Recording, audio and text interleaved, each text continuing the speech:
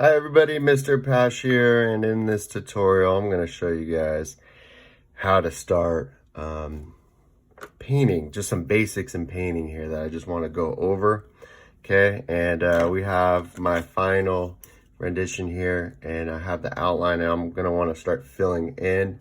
Got some nice clean edges in here, and I want to replicate that on my final. Okay, I also want to be conscious about getting those nice clean edges, especially around where I'm gonna pencil in. You know, maybe you guys do have a more painterly look on the edges, and that's quite okay. Not everything has to be clean, but if you intend it to be clean, please try to do so. Especially, and I'm gonna repeat, around those areas where you have to start penciling in. You want those to look probably pretty crisp. Okay, so I'm just gonna do this blue portion down here. Gonna open up some cerulean blue, which is a very traditional blue color used for usually the paint skies quite often. Okay, just a little quarter full. I don't have a huge coverage area, so it's always good to kind of start out kind of small-ish, I should say. You don't want it to be too small because you don't want to have to remix your colors. Add some titanium white. Usually there's two different types of white, titanium white and, oh gosh, I forgot the other one. But titanium white's really good for coverage. It's very opaque. Not the best for mixing paints because it will cover some of the color a lot. But I still like it because it kind of creates a nice flat color. I'd also recommend like a mixing stick, or sometimes I'll use like a back of a brush to mix. That way, you know, if I have some other brushes, I don't get paint like really stuck up inside of the brush, which makes it really hard to clean out. So use like a little mixing stick, toothpick, chopstick, I don't know, just anything that really works. And I always usually forget about it, so I use the back of a brush. A lot easier to clean.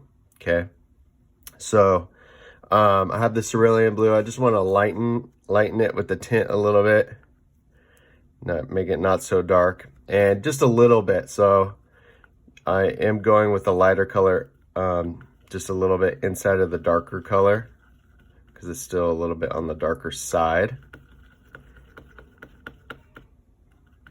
You know, when you want to do a really light tint of blue, you just want to use a little bit of dark into the lighter one, because remember, darks overpower the lights. Okay, also remember too, like when you're using acrylic paint, there's a tendency that it dries darker. So when you're looking at the shade, the tint or tone of it, just kind of remember, like, if it looks right on, you probably want to go a little bit lighter, actually. All right, and that looks pretty good. Just kind of give it a nice little tint. Still on the darker side of the tint there, so it's not like a completely light blue, but just kind of opens it up a little bit, I guess. All right, so there we go. I don't even need to brush that off with water. I'll take my rag, just kind of clean that off just so I don't get it on any other surface. Throw that away and make sure that rag over here doesn't touch anything as well. Okay, now with paints, not all paints are the same. Some are a little bit thicker, some are more runnier, especially you're going to get that a lot in your craft paints. So always, you probably always want to just activate your brush a little bit, just a little bit of water, kind of get that going, and kind of see how it's going to run on your palette a little bit. Get a good amount.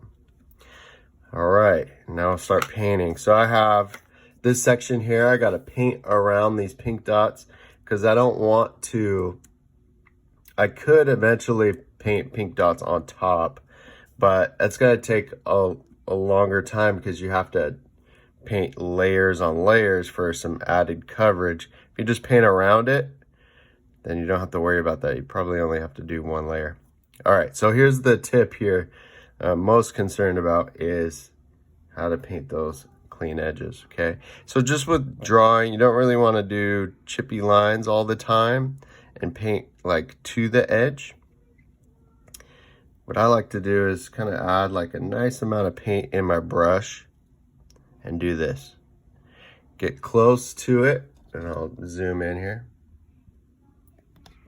Okay, let me fix that. We'll get close to the edge, and then we'll run the brush,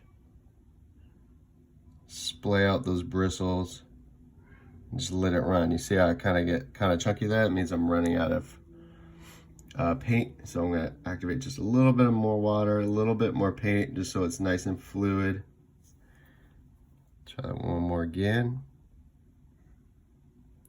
Like that. All right, and I'll stop right there before I get to that edge. I'll start going this direction now. Okay, keep in mind right where that edge is. Get that nice and clean. I didn't trace my circle that well. I should have, because it's a nice perfect circle. All right, so let's see if we can get around the circle. Curves are the hardest. Okay. Gonna have to kind of freehand the circle a little bit.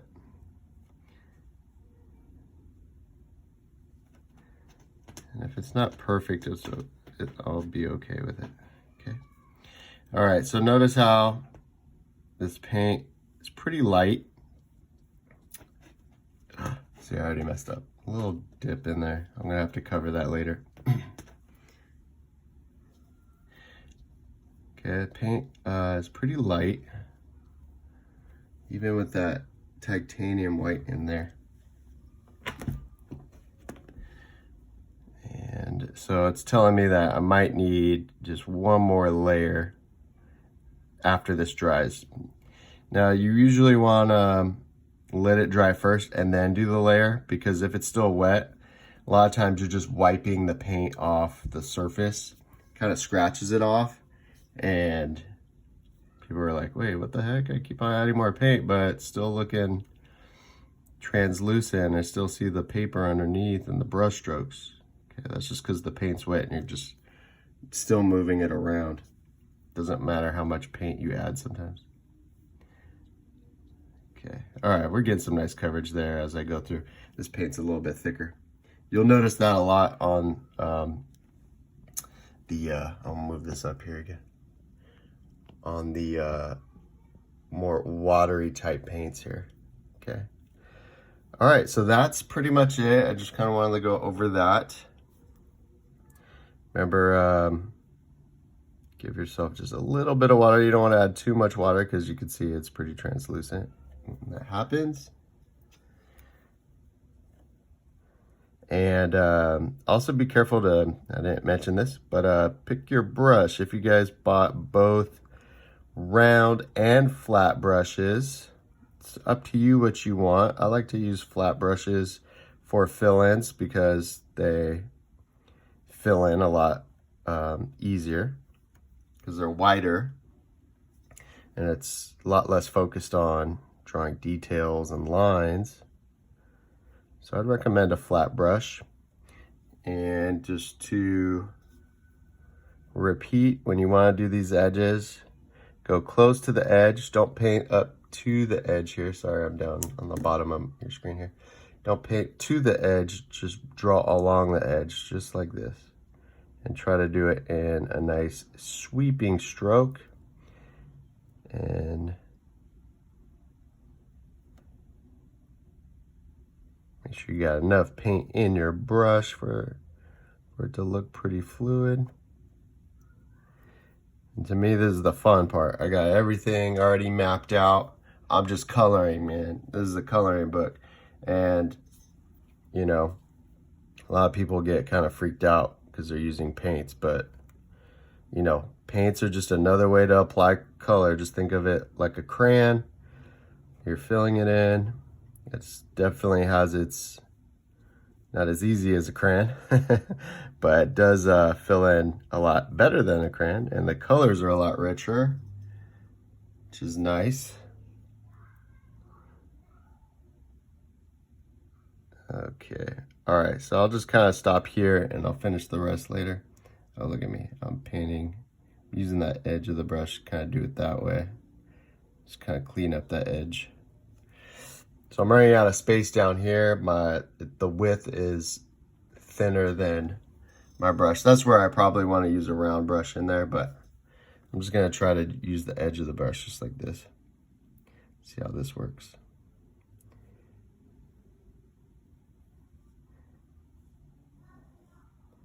Nice sweeping strokes.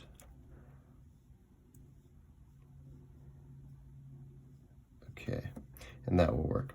Okay, so what I recommend is, unless you want that really painterly look, which could look pretty cool sometimes, I recommend trying to paint really complete and flat, just to get a nice block of color in there.